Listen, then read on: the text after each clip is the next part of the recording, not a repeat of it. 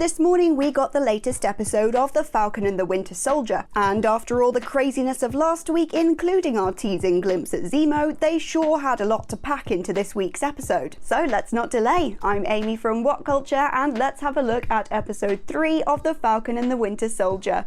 We open with an advert for the GRC, with its overly sunny tone working in direct opposition to everything we know already about the not-so-sunny state of things. Our new Captain America busts into the Munich internet cafe that we saw housing Carly and the Flag Smashers last episode, throwing his weight about and earning him a gob of spit to the face. Fair to say he wasn't too happy about that. In the meantime, we see Bucky and Sam heading over to visit Zemo in prison, with Zemo testing his luck and trying out those old trigger words on Bucky. After an elaborate breakout sequence, Zemo joins Bucky and a very suspicious Sam on their journey to track down the Flag Smashers and the Serum. They head to Madripoor, a pretty huge location in the comics which is split into two factions. The richest of the rich populate Hightown whilst the poorest dwell in Lowtown. In a busy bar in Lowtown, they put on a bit of a show to gain an audience with Selby, who informs them that the person they're looking for is a Dr. Nagel. We have a bit of a John Wick moment after their little chat with Selby goes wrong, and Sharon Carter walks onto the scene pointing a gun at Zemo. Can you blame her? To get Sharon on side, Sam promises to get her a pardon in exchange for her help. She lives in Hightown and deals in stolen art,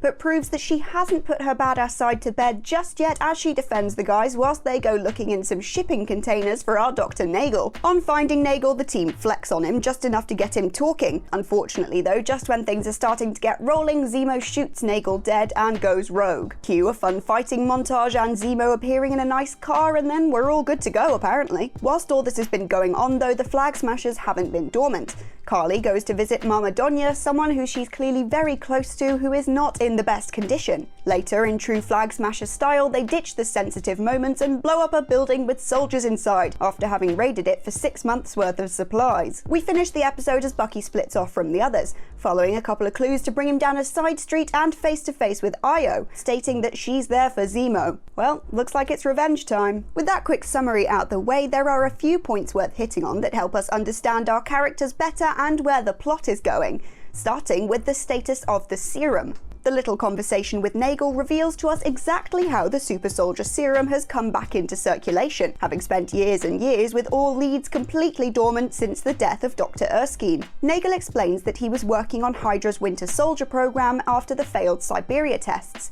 After Hydra fell, however, he was recruited by the CIA, who had samples of Isaiah Bradley's blood, and Nagel was able to isolate the serum from it. Also, side note, if you want to know more about Isaiah Bradley, his backstory, and what his presence means for the MCU, then you need to check out the fantastic video that Ewan put together all about him from last week. After isolating the necessary bits, Nagel started working on optimizing the serum.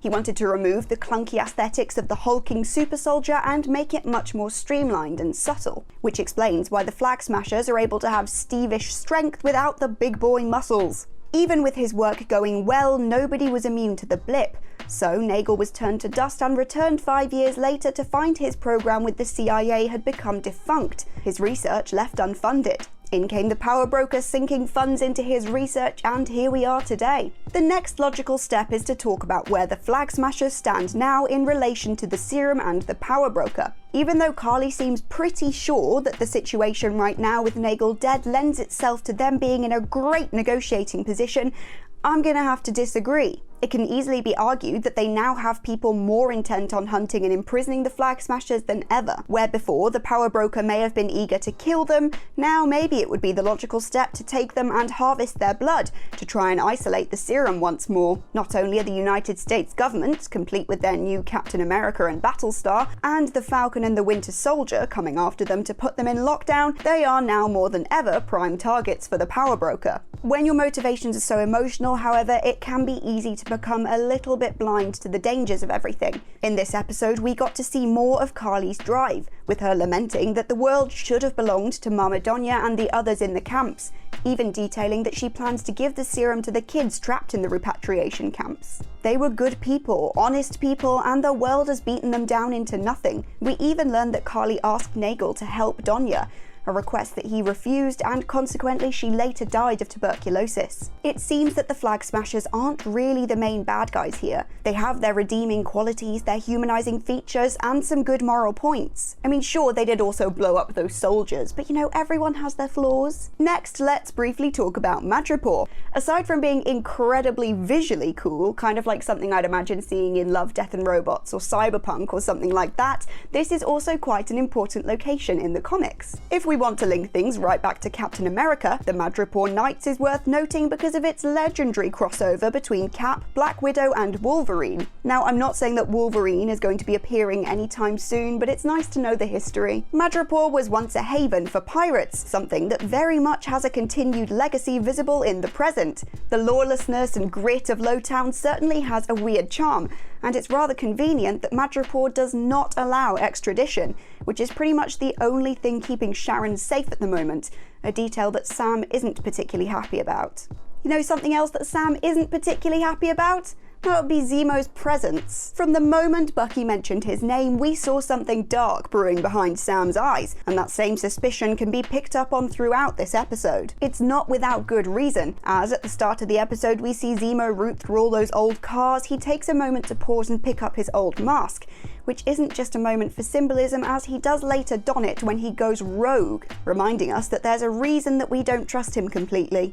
On arriving in Riga, Zemo brings up Sokovia and how it was eaten up unceremoniously by surrounding countries. Nobody even visited the memorial. He's clearly still got an agenda and some grudges to bear, but with Sharon just as skeptical as he is about America and all their captains and symbolism, at least he's not on his own. Finally, we have that bombshell from the end of the episode, and that bombshell came in the form of Wakanda's Io. At the very end of the episode, we see the return of Io, an elite member of Wakanda's special forces. She was there with King T'Chaka when he attended Vienna's ratifying of the Sokovia Accords, protected T'Challa throughout his rule, and has overall been a very important and powerful protector of those important to Wakanda. It's no surprise then that Zemo isn't exactly in her good books.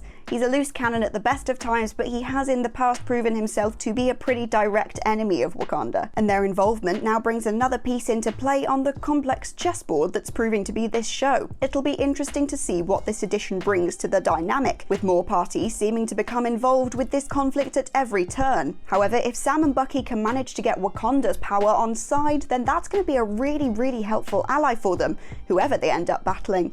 Although at this point I do still think that the most likely big bad in this series is gonna prove to be the power broker. But you know, I've been wrong before. Well, we're actually going to leave it there for today, but with so many more things to discuss, please let us know in the comments below what you took away from this episode. Remember to check out whatculture.com for all your pop culture needs, and keep an eye out for more Falcon and the Winter Soldier content coming soon. In the meantime, I've been Amy from What Culture. I'm a bit lost without my Marvel guru Ewan, and hopefully we'll both be back to see you next time.